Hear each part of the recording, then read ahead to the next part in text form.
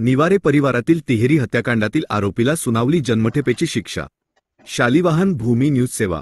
गेल्या 4 वर्षांपूर्वी जुने कावसन येथील राजू नारायण निवारे त्यांची पत्नी अश्विनी व 9 वर्षाची सायली यांचा राहत्या घरी रात्री धारदार शस्त्राने हत्या करण्यात आली होती।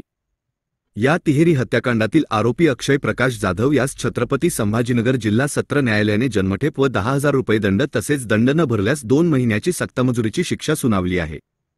या हत्येचा तपास करणारे स्थानिक गुन्हे शाखेचे तत्कालीन पोलीस निरीक्षक भागवत फुंदे, किशोर पवार, सहायक पोलीस निरीक्षक गजानन जाधव, पोलीस उपनिरीक्षक रामकृष्ण सांगडे, छोटूसिंग गिरासे, पोलीस हवालदार गोपाल पाटील, मनीष वैद्य आदींनी महाराष्ट्रात शोध मोहीम राबवून 40 दिवसात आरोपीला बेड्या ठोकल्या होत्या।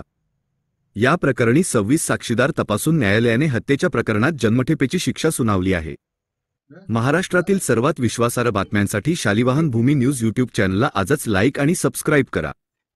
ताज्या घडामोडींची माहिती तत्काळ मिळवण्यासाठी बेल आयकॉन दाबायला विसरू नका। तुमच्या